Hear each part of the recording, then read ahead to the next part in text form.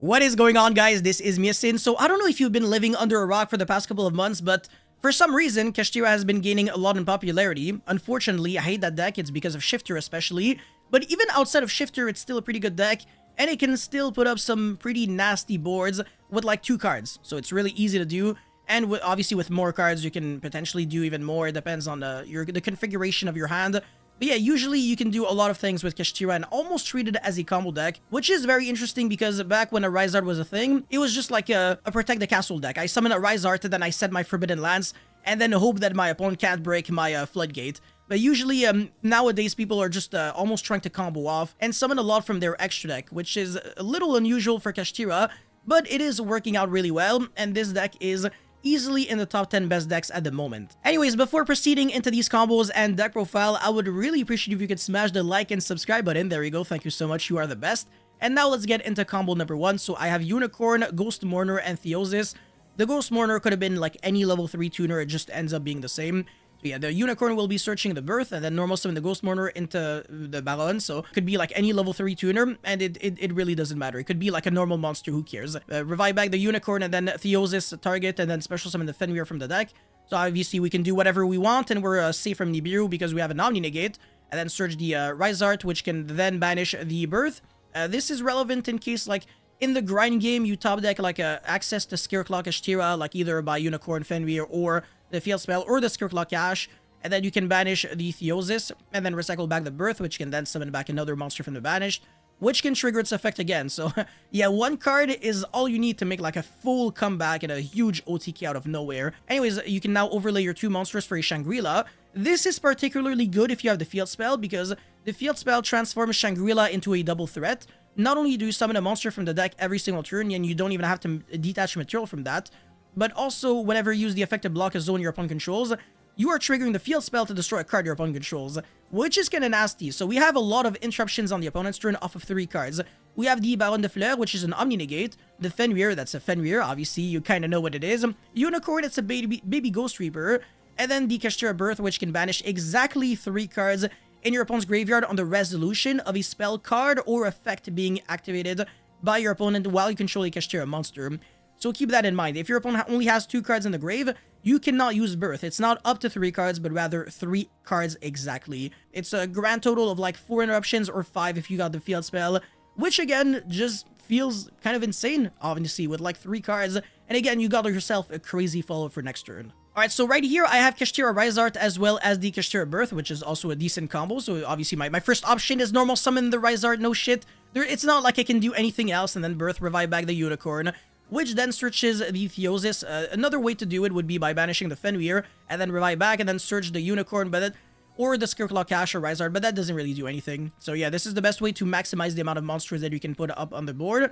Anyway, special summon the Fenrir, and then get your search for the Rizard. This is summon number 4.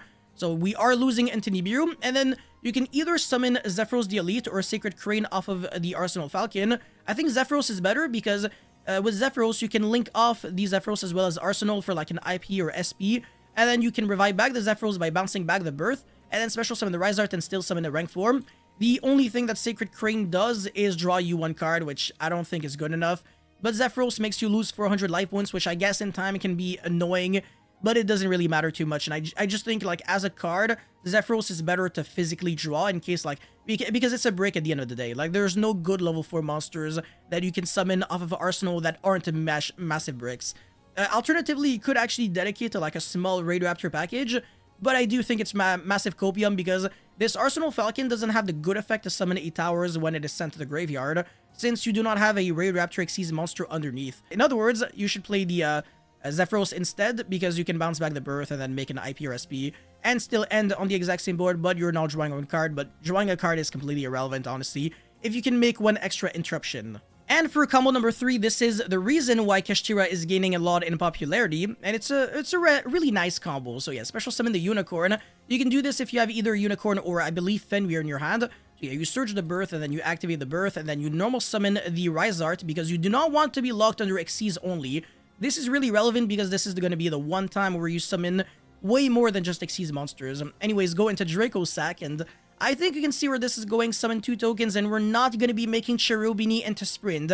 No, we're better than that. We're rather going to be going into double Link Spider, and then link both into G-Golem Crystal Heart, which can then revive back another Link Spider, and then we can go for a Heat Soul to draw one card, and we're not even remotely close to being done yet, because now the Birth can revive back the Fenrir, which can then search the Scareclaw Cache, and then we can summon that by banishing the Unicorn, and then link off into Masquerena, and then on the opponent's turn we can draw another card with a Heat Soul, and then we have the Fenrir that can banish, the Bird that can banish, the IP that can link off into SP, and we have 2 cards in our hand. And that's a 2-card combo. It's very simple, and this is the main combo that we're always trying to go into if you do not have to be forced under the Xyz summon restriction.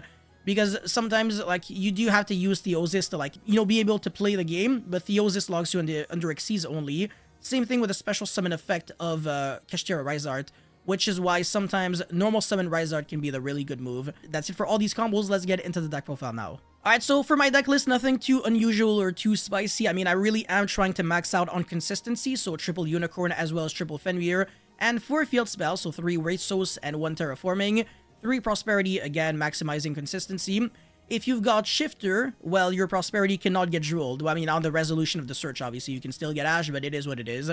You know, you're gonna be good, right? When you have Prosperity, it's always gonna be a bait. You always have the field spell anyways, and like the extender. This is the typical Murphy law when people play Kashtira, right? When they play it against you, they always draw the nuts, but whatever. You're gonna do that with other people as well. I believe in you, especially if you're a subscriber to the channel. That like increases the likelihood of you drawing the nuts. Anyways, 3 Theosis. You could also kind of like decrease this down to 2. Same thing with 2 Kashtira Rizart if you want to play more non-engine. The crazy thing about this deck is the room for non-engine cards. We've got 15 freaking hand traps, so going second we feel very comfortable, and 2 copies of Triple Tactic Talent while maximizing the amount of good Kashtira cards. And this is the concept that I wanted to show you guys. You can play up to 17 going second cards while still playing 23 Kashtira cards, and what, like 9, 12, 15, 18 of them are real cards that can usually work in like combination of 2. I mean, Unicorn and Field Spell are actual 1-card combos. Fenrir kind of gets you there, it's not too bad.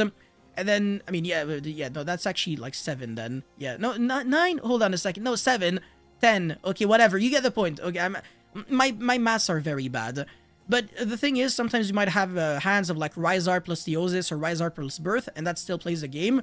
But Scareclaw, Kashtira, and any card doesn't really play the game, unless obviously it's like a good card like Unicorn or Fenrir.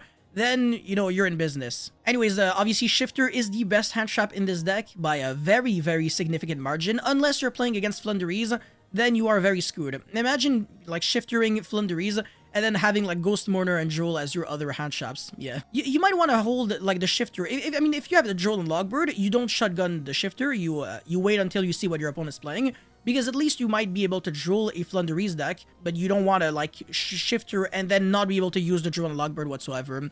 So yeah, these 2 hand traps, they kind of conflict with each other.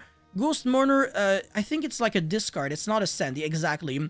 It's not like Effect Veiler and Max C and stuff like that. Not that it matters, obviously, thank God. But yeah, Ash is a safe hand trap. Even under Shifter, you can still use it. Same thing with Imperm. So yeah, these 9 cards are pretty good. You can also play Effect Veiler if you really want to. It will, again, conflict with Shifter, but what I like about Effect Veiler is that sometimes you can, like, normal summon it with, like, Fenrir, and then the Fenrir searches Unicorn, and then you can go into an Omega, and then you banish a card from your opponent's hand, and then you can special summon that Unicorn, search the Birth, and then you can make, like, a Draco sack and play from there.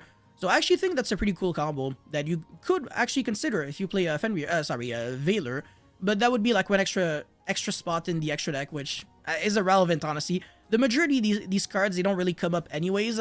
Some of them, they might come up like to break boards, but that's it. Anyways, 2 copies of Triple Tactic Talent. You might want to up this card to 3. It depends on what you want to cut here. And yeah, that's about it. I mean, everything here is pretty self-explanatory and very straightforward. I mean, it's Kashtira, right? It's pretty brain dead. You can have an IQ of like 20 and play this deck relatively well. Anyways, for the extra deck, Baron de Fleur as well as Zeus, Typhon, the Dark Arm Dragon Xyz monster, it's pretty good. Draco Sag, that's the MVP of the extra deck for sure. Big Eye, pretty good going second. And then Infinite Track Mountain Smasher. This is the one way you can not only run over big monsters and then still make a Zeus, or make a Zeus with 4 materials. Because whenever it destroys a monster by battle, you can attach that monster to this card as a material. So you can make, yeah, you can have 4 material under the Zeus and then use the effect twice. So once on your turn and once on the opponent's turn to prevent them from making a comeback. So yeah, this card is actually a decent one. And then the one of Shangri-La. Some people are playing multiple Shangri-Las in their extra deck. I don't think it's really relevant because the Rise Art doesn't exist anymore. So it's not like you can say, oh yeah, it really works really well with the normal Rise Art. It doesn't really do anything, honestly. I think there are some combos to like block a lot of zones in Kashtira, but it's really copium. Like you need multiple cards to make it work. And I think you might have to play some bad cards too. Anyways, Heat Soul as well as the Donner Dagger for hire. That is the one way you make it so that you do not control any monsters, so that you can keep summoning your Kashtira monsters. Again, Omega is a very, very interesting card that you could play that just basically does the same thing in case you draw Effect Veiler. Anyways, SP with IP, obviously, and then the G Golem Crystal Heart and Double Link Spider. So the majority of this extra deck, I want to say, is very standard. Pretty much everything here is standard, and this will get you... this will make you like feel comfortable for like a full YCS, I want to say. The side deck, I mean, it's subject to change, but we got double Pancratops. What I like about Pancratops is that it's either a solution to multiple problems, like being able to run over something and then destroying something, or a level 7 monster that you can use with your Kashtiras to make a rank 7 monster, which might come in handy. So Pancratops has a double utility, and I really like that a lot. Duster, you can excavate it with Prosperity, so the odds of getting one of slightly higher. And then Triple Lava Golem, because the normal summon doesn't really matter too much, unless your hand is like Rise Art plus Theosis or Birth. Then you're screwed, but you're going to be good at the game, and you're going to be drawing some Kashtira monsters, so don't worry about it. Anyways, 3 Ghost Bell for Labyrinth, and then 3 Cosmic Cyclone for everything. Like, this card's so insane that you might even want to main deck it, honestly. I'm not even capping. Like, you might want to cut the Mourner for Cosmic Cyclone even. I'm not even joking. This card's just too good. And then the only strict going first card would be Summon Limit. 12 going second cards and 3 going first cards. That is what I recommend when side decking. I will most likely make a side deck video tutorial for you guys if you guys are interested. If you want to, make sure you smash the like button. If we can get to 1,000 likes, you know what, I will do it. Anyways, that's it for this video, guys. Thank you so much for watching. Don't forget to like and subscribe. And let me know your thoughts about Kashtira in the comment section below. And I'll see you guys very soon. Peace.